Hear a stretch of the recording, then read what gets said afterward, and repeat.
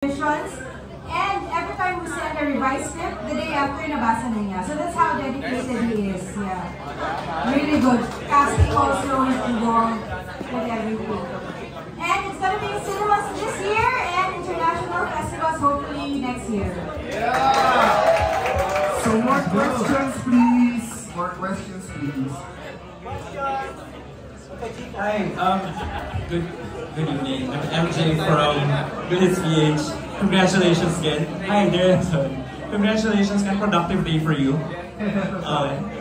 First question, kaka-mention lang, this is your first movie that you're producing. How's that for you so far? Feels amazing. At first, like I think a year ago, parang ano sa point na, talagang gusto ko na-delay yung buhay ko. I really walked away from showbiz. I just wanted to focus on my business, my mom's business. But parang it's something that really parang sit with me well. Sabi ko, I can't just leave the industry na wala lang akong iwan. More than just projects that I've done. So sabi ko, I wanna do, make a difference sa industry natin. Push our content, push Filipino content out here instead of just local, for international, viewers. So yun, we just talked with some of the writers from ABS before and Randall. And bigla na lang boto out of nowhere. This is also the reason why I also think that. Diba? So kahit siguro matanda na ako kahit hindi na ako pwede bumati o sa harap ng camera, nagbibigay pa rin ako kahit paano ng entertainment sa Philippines. So yeah. Okay. Looking forward to more. The second question is, after a series of rom-com movies in the past, and then you jumped into this, some people kasi would like to see it as a risk for you because you might be alienating your core fans. What's your reaction to that? I think it's good, man. I mean, the problem kasi if you're too comfortable, you don't move it. Diba? Kaya uncomfortable na para gumalaw ka. So, I really take that into heart. Looking forward for the congratulations. One last question, Direk. Kasi of course, first naming of course, my favorite word from you, patay na si Jesus. Mas gago patay na mo. Mas gago. Like mga times 5. Times 5. Times 5. Mas irreverent, mas, alam mo yun, feel ko maban kami eh. Looking forward. Congratulations, guys. Sorry. May mag-judge ako sa Pilipinas. Pero hindi naman kayo yung it's about fucking time. Marami restrictions kasi before the pandemic, di ba? So ngayon, siguro ito yung sa mga blessings ng pandemic. Lumuwag yung restrictions because we are now targeting international. Ang daming may fans sa mga Korean films. Takina, it's about time maraming maging fan ng Filipino films. It's about time. Legalize ejaculation sa Pilipinas. Sabi ni ko na kayo ito. Yan lang. Questions po. Hi, I'm Charlie Pagulong, actually star. Hi. So my question is, how was it filming in Thailand? It was great. Wala pang passport eh. Wala pa Wala pang passport si Pepe. maybe expectations? What do you look forward to? Yun! Forward to. Ma-offload siya. Ping pong. Ping pong. Ma-offload. Sa ibig, pad thai. Pad thai and ping pong. Ping pong.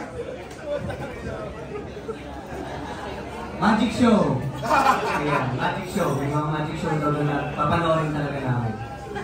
I'll just have a good time with the group. So, and for sure we're gonna have a good time. So, I'll just have a good time with the group, and hope that we have a good time and all the illegal ganja that we're gonna have. It's legal there. Dito hindi pa. Hindi pa. Yes, lahat ng mga projects ko coming forward, may mga nahalatan na may mga big different jobs na hindi pa nagagawa or nakikita in a while sa film industry. So yeah, thank you. Thank you. Thank you, Arjan. Hi. How will you use your own brand of comedic timing to approach your character? And I am not. Comedic timing, no? Hindi, yung comedic timing kasi para sa akin, hindi siya natuturo eh. May kanya-kanya tayong timing. So dito sa movie na to, sabi ko sa sarili ko, ibubuhos ko lahat ng ad-lib na nalalaman ko. Eh, hindi ko pa nagawa sa social media. Kumbaga, i-reserve ko talaga dito. Ako? Because of the pandemic po.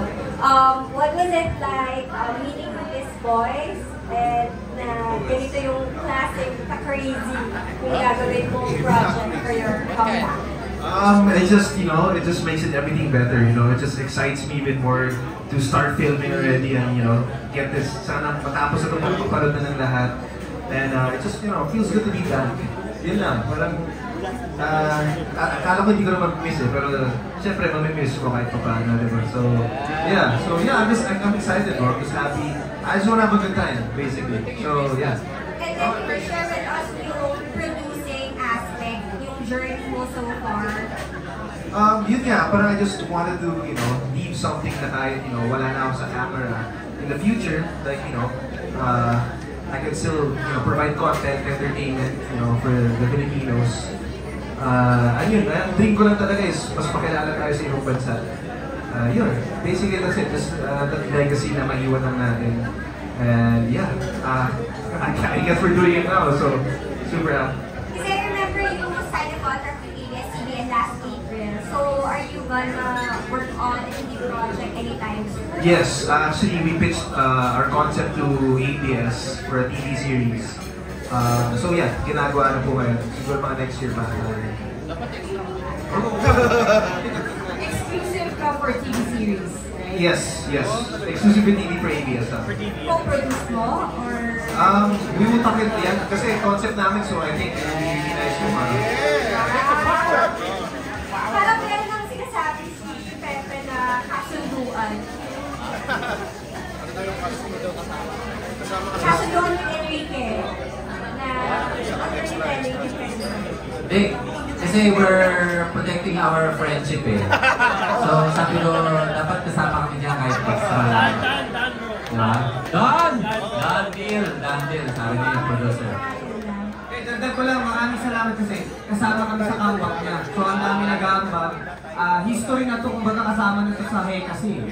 Diba? Makakasama na kami dahil 3 years siya magpahinga. So maraming salamat. Thank you.